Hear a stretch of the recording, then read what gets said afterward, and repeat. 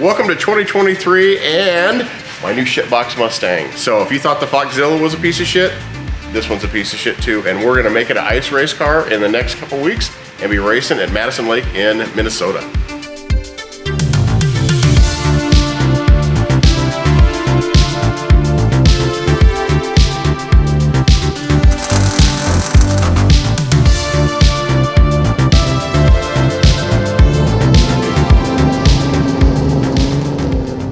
Let's just kind of talk about the car and the engine and what's going on with it. So this is a 1987 or 6, we can look at the door tag, 4i LX 4-banger Mustang. So it's got the famous Pinto motor in it, which for you Mustang people like Roush in the 80s, they raced those in Trans Am and won like the Daytona 24 hours 10 times in a row. Those motors will make over 1,000 horsepower if they're turbocharged and hopped up. This one, however, makes about 80 horse. Should be perfect for ice racing. We did change the oil in it. I went out and did kind of a little burnout with it. And we're kind of lightening the car up, getting in on the cage, fixing some rust, because this car is from Iowa. Every car in the Midwest, guess what it does? It rusts. So if you buy a Fox body, we'll show you what not to buy when we get underneath the car. So check out the engine and all of its fine stuff. The master cylinder's a piece of shit. We're putting a new one of those on here. It's got the one core, I don't even know how thick radiator this is. We're gonna put a new electric fan on it. We're gonna put a puke tank on it. We're gonna hook the overflow up so it squirts on the windshield so we can see if it overheats. We're gonna fasten this bumper cover. Kind of it for under the hood. Let's go to the inside and check out the safety features and what we're doing. So we're here on the interior. Remember, this is kind of a budget build. We're not getting too crazy with things, but safety is important, and I've caused some crashes and been in some crashes in this ice racing. So whatever you do, don't go out there and do dumb shit in a car without a roll cage, harnesses, and seats. So typical, this is a kit-built roll cage from All-Star Performance or Motor State Distributing. And what it is, this is a 4-point cage. That's how it's starting. So what we did is, right now we're gonna put these big plates in to give the car some stability, and then we'll weld some gussets and some supports on the bottom to kind of sandwich things and make it more tough. So you kind of have your A-pillar bar up here. It's got your upper hoop.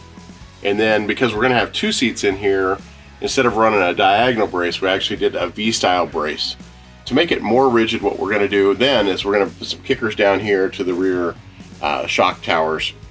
This bar is not welded in place yet because we wanna get our seats in. And since we're gonna have several different drivers, what we wanna do is have the seats on a slider. Not normally what I do in race cars, but for this, since some guys are like 5'5" and some guys are like 6'7", we want to have a little bit of range of motion in the seat, and then we'll set this height based on where the seat back is for the shoulders, because this rear bar is really important in a cage. And I walk around the SEMA show and I kind of cringe sometimes when I see the harness bar, because if dudes got in a crash in that, it would like break their collarbone pretty much instantly. Then we're going to do like a drift cage. We'll put like some door bars in here that you'll be able to climb over and get in, but they won't be so obtrusive that you'll have to climb through the window. We also have an under dash bar. We had a spare Momo wheel in quick release. We're putting that in there. And I don't know, this shifter's kind of ghetto, so we might have to rig something up there too. Okay, so let's go under the car and I'll kind of run you down what we're doing. And then we'll look at the wheels and tires and seats we're putting in here too. So we kind of chopped the exhaust out because it was rotten. You'll notice that there's some holes here. We're gonna have to patch some stuff before we go out on the ice. The lower control arm mounts, they're really rotted to shit. Even though I crawled under the car and poked around a little bit, the torque box was really solid, but these guys were full of crap and the drain holes were plugged, so they got rusty. So we cut some stuff out of some 3/16 plate and welded it in. This is temporary for ice racing. I mean, this suspension setup is important, but not that important. While we went through this, we actually took the bird brakes apart, kind of cleaned them up, changed all the fluids, and we'll kind of go up front here. Stock little baby 4-speed rear end. It's about like this big by this. It's like the same thing a Pinto or Mustang 2 would have had. The brake line was rotted in half in the rear, so we replaced a chunk of that. Up front, and just because we're stylish, we have these high-end yellow brake rotors. And the reason why they're yellow is because like I only had a can of yellow Rust-Oleum that was laying in there, and we decided to paint them when we cleaned them up. Repacked the bearings, cleaned everything up there. A little bit of rust in here. The rack and pinion was leaking really bad, so we put a new rack in it. And depending on what our timeline is, remember we got like a week and a half before we're going to be racing this thing. We may or may not change the springs out and shocks, but there's 4 or 5 race events up there, so maybe we go up there, test the car, have some fun with it, let a bunch of people drive it, and then come back and make some chassis changes to the car. So for creature comfort, we had some Momo seats. Now, most people just don't have a set of Momo Daytona seats laying around, but I did. And these are out of the race truck that I raced last year. I also have a set of 6-point harnesses we're gonna put in it. I like these seats a lot because they contain your head. So you'll see a lot of drag cars, they'll build like a containment, like funny car cage around the driver. This seat does a similar function. So if you hit something and go sideways, it protects your head and neck. We'll be wearing a Hans device when we race too, because neck injuries and back injuries are really no joke. So safety is the most important thing. You can do some dumb shit, but the safer you are doing dumb shit, the longer you live. The last thing is I'll show you these tires. I'll grab them. So my friend Dale at Dale's Right Tire, we got some Bassett rims, and these are Falcon tires. Falcons will be running Foxzilla and our race truck this year.